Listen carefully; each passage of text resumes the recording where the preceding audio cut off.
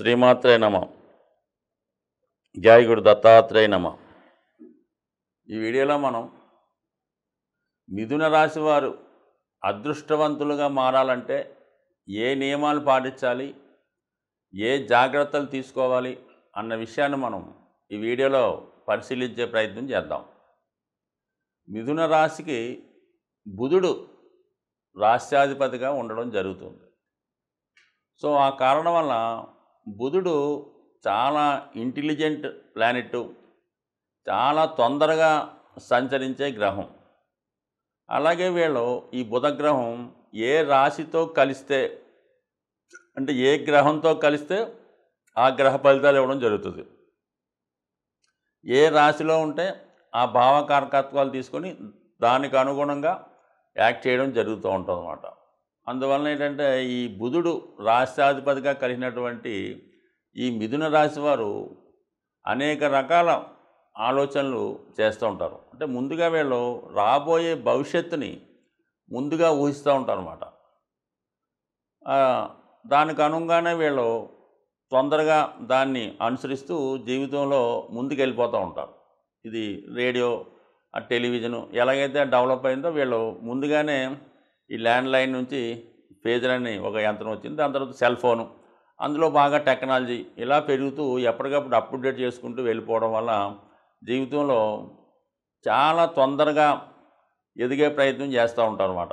ఎక్కడ ఒక చోట ఉద్యోగంలో స్థిరంగా ఉండే ప్రయత్నం చేయరు.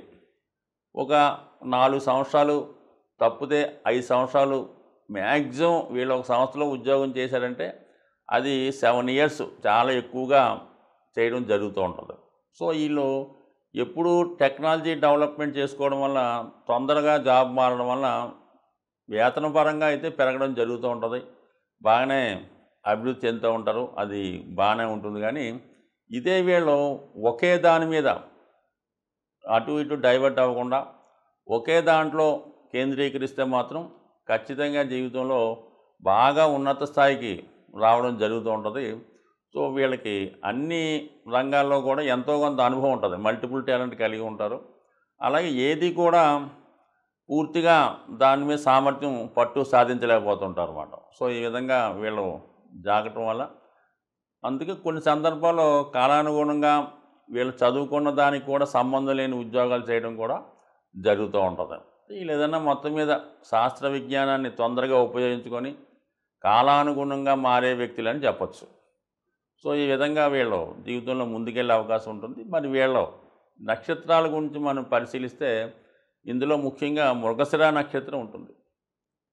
సో ఈ మృగశిర నక్షత్రం, ఆరుద్ర నక్షత్రం, పునర్వసు నక్షత్రం.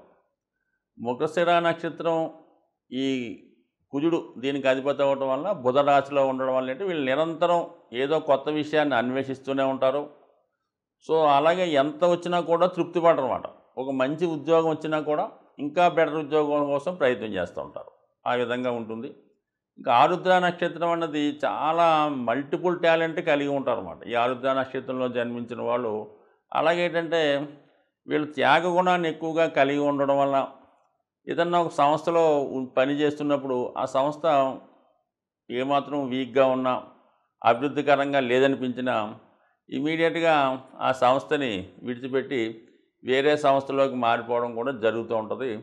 సో అయితే వీళ్ళు సంపాదించిన ధనాన్ని సద్వినియోగం చేస్తూ ఉంటారు, కానీ ఎక్కువగా స్థాయికి మించో రాబోయే ఆదాయాన్ని ముందుగానే ఊహిస్తూ ఎక్కువ ఇన్వెస్ట్మెంటు, ఎక్కువ ఖర్చు చేయడం వలన ఏదైనా అనుకోని విపత్కర పరిస్థితులు వచ్చినప్పుడు ఆర్థిక పరంగా చాలా సతమతం అవడం జరుగుతూ ఉంటుంది. అంటే ఫైనాన్షియల్ ప్లానింగు కొన్ని సందర్భాల్లో కరెక్ట్గా లేదని చెప్పొచ్చు. అందుకని వీళ్ళ జీవితంలో భవిష్యత్తులో మనకి లక్షల కోట్లు వస్తాయని ఊహించుకోకుండా ముందుగా ప్రస్తుతం ఉన్నటువంటి జీతానికి అనుగుణంగా బడ్జెట్ ప్లాన్ చేసుకుంటే రాబోయే సమయంలో ఇబ్బంది పడకుండా చాలా సజావుగా సాగే అవకాశం ఉంటుంది. కాబట్టి వీళ్ళు ఉన్నదాన్ని ప్రస్తుత ప్రజెంట్నే చూసుకోవాలి తప్ప మరి ఫ్యూచర్లో వచ్చేదాన్ని ముందుగా ఖర్చు పెట్టకుండా చూసుకుంటే మంచిది. సో ఏదైనా మొత్తం మీద వీళ్ళు ఎంత కష్టాన్నైనా ఎటువంటి విపత్తునైనా ఎదుర్కొనే శక్తి ఈ ఆరుద్ర నక్షత్ర జాతకులు ఉంటుంది. అయితే జీవితంలో ఖచ్చితంగా ఒక స్ట్రగుల్ సమ్ పీరియడ్ చూడడం జరుగుతూ ఉంటుంది. మధ్యలో ఒకసారి అనుకోకుండా జాబ్ పోవడం, కొన్నాళ్ళ పాటు ఉద్యోగం లేకుండా ఉండడం.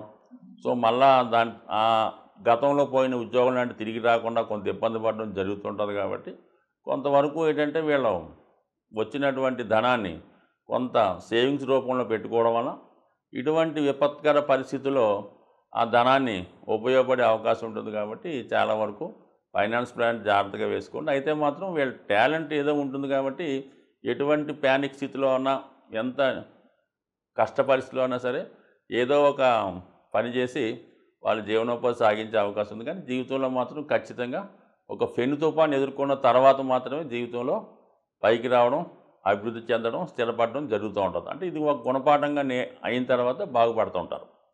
ఇక పునర్వసు నక్షత్ర జాతకులు అయితే సాధారణంగా ఫస్ట్ నుంచి కూడా జాగ్రత్తగానే జీవితంలో ముందుకెళ్తుంటారు. అంటే పునర్వసు అంటే గురువు దానికి అధిపతి, దశానాథుడు, అలాగే బుధుడు యొక్క రాశి. కాబట్టి మంచి విద్య, మంచి టాలెంట్ ఉన్నప్పుడు కూడా బిగినింగ్ ఆఫ్ ది లైఫ్లో దానికి తగినట్టుగా ఉద్యోగాన్ని సంపాదించలేకపోతుంటారు. సో ఈ కారణం వల్ల ఏదో వస్తుంది ఎదురు చూస్తూ జీవితంలో ఎడ్యుకేషన్ అయిన తర్వాత కొంత టైం వేస్ట్ అవ్వడం, దాని తర్వాత ఆటోమేటిక్గా చిన్న స్థాయిలో ప్రవేశించి వీళ్ళకి నాలెడ్జు, మంచి తెలివితేటలు ఉండడం వల్ల ఏ సంస్థలో అయితే ప్రవేశిస్తారో ఆటోమేటిక్గా ఆ సంస్థలోనే చాలా ఉన్నత స్థాయికి రావడం, వీళ్ళతో పాటు ఆ సంస్థను కూడా పైకి తీసుకురావడం అనేది చాలా తొందరగా జరుగుతూ ఉంటుంది.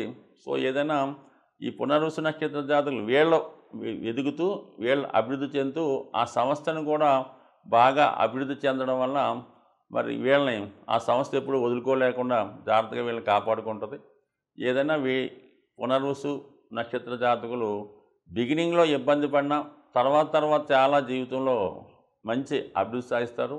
జీవితంలో వీళ్ళు ఏది పోగొట్టుకున్నా తిరిగి సంపాదించుకునే ప్రయత్నం రావడం జరుగుతూ ఉంటుంది.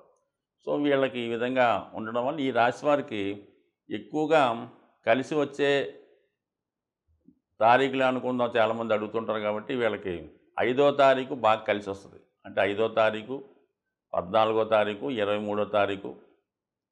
అలాగే వీళ్ళకి ఆకుపచ్చ రంగు, లైట్ బ్లూ కలరు చాలా కలిసి వస్తుంటుంది. ఎక్కువగా వీళ్ళకి స్వదేశం కన్నా విదేశ ఉద్యోగాలు చాలా బాగుంటాయి. సో అలాగే వీళ్ళకి మరి ఉంగరం ధరించాలనుకుంటే మాత్రం కొద్దిగా ఖరీదు ఎక్కువైనా కూడా మంచి డైమండ్ని, వజ్రాన్ని ఒక 15 క్యారెట్లు, అంటే అది టోటల్గా 5 వచ్చేలాగా, అంటే 14 క్యారెట్లు కానీ 15 క్యారెట్లు కానీ ధరించడం వల్ల, అలాగే మరి వాహనం కొనుక్కున్నప్పుడు కూడా ఎట్టి పరిస్థితుల్లో కూడా వీరు ఎరుపు రంగు కలర్ వాహనం మాత్రం కొనుక్కోకూడదు. అలాగే బ్లూ కలర్ కానీ, గోల్డ్ షేడ్స్ కానీ, మిగతా ఏదన్నా పర్లేదు తప్ప రెడ్ మాత్రం వాహనంలో ఖచ్చితంగా అవాయిడ్ చేయాలి. అలాగే వివాహం చేసుకునేటప్పుడు మాత్రం, అలాగే ఎవరితోనైనా స్నేహం చేసేటప్పుడు మాత్రం మేషరాశి వారితో కానీ, వృశ్చిక రాశి వారితో కానీ ఎట్టి పరిస్థితుల్లో కూడా ఎటువంటి లావాదేవీలు ఎటువంటివి పెట్టుకోవడం అన్నది అంత శ్రేయస్కరం అయితే కాదు.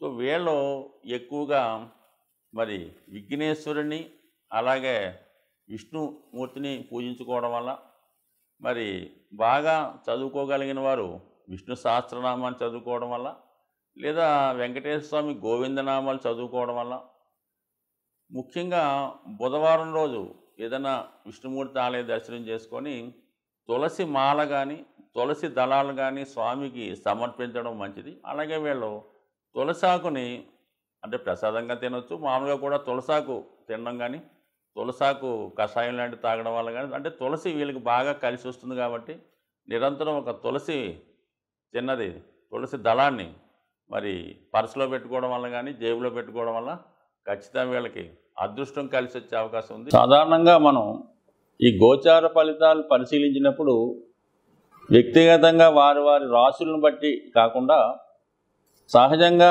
ఏర్పడే కొన్ని గ్రహాల కలయికలు జాతకులు అందరి మీద ప్రభావం చూపిస్తూ ఉంటుంది. అంటే సహజ రాశి చక్రం అయినటువంటి ఉంటుంది. అంటే అది మేషం లగ్నంగా తీసుకొని 12 భావాలు లెక్కేయడం జరుగుతూ ఉంటుంది.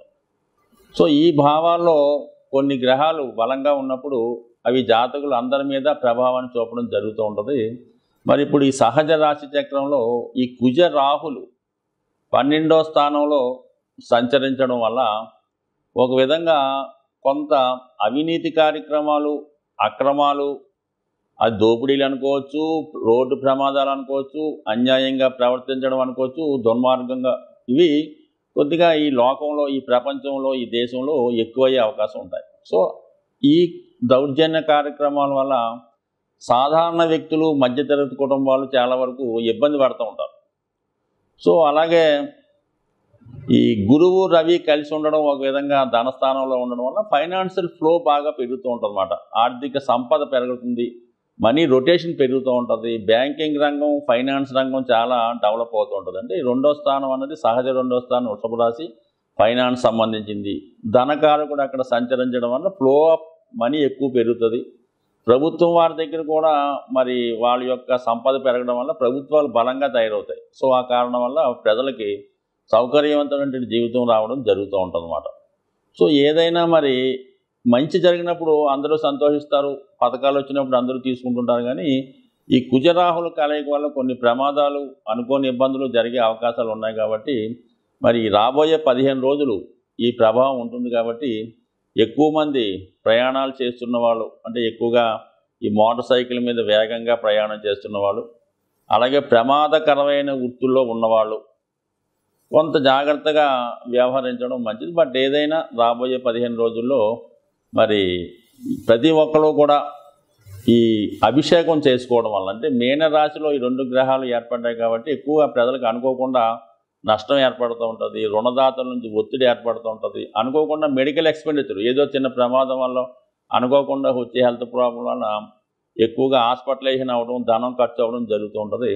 అంటే ఈ ధనం ఖర్చు అవ్వడం కంటే మనకి ఎక్కువ మోసం రూపంలో పోతుంటుంది. ఏదో చిన్న హెల్త్ ప్రాబ్లం ఉంటుంది, దాన్ని ఏదో పెద్దగా చెప్పి ఒక 1000 రూపాయలతో పోయేదానికి ఒక 10,000, 1,00,000 రూపాయలు కూడా ఖర్చు పెట్టించవచ్చు. ఇటువంటి వాటి నుంచి తప్పించుకునే ప్రయత్నంలో మరి ఎక్కువగా ఈ రాహువుకి కుజుడు జలతత్వంలో కలిసి ఉండడం వల్ల మీరు లక్ష్మీ నరసింహస్వామి దేవస్థానం, మనకి యాదగిరి గుట్ట, అలాగే మంగళగిరి, మరి అలాగే సింహాచలం వంటి ఈ లక్ష్మీ నరసింహస్వామి దేవస్థానంలో లోకల్గా ఉన్నటువంటి టెంపుల్ ఏమన్నా ఉంటే అటువంటి టెంపుల్లో విధి విధానంగా మరి స్వామికి పానకంతో అభిషేకం చేయడం వల్ల కానీ, లేదంటే పానకం నైవేద్యంగా పెట్టడం వల్ల, ఇవన్నీ కుదరని వాళ్ళు ఇంటి దగ్గరే మరి లక్ష్మీ నరసింహస్వామికి పానకాన్ని నైవేద్యంగా పెట్టడం వల్ల ఇటువంటి విపత్తుల నుంచి తప్పుకునే అవకాశం ఉంటుంది. స్వస్తి.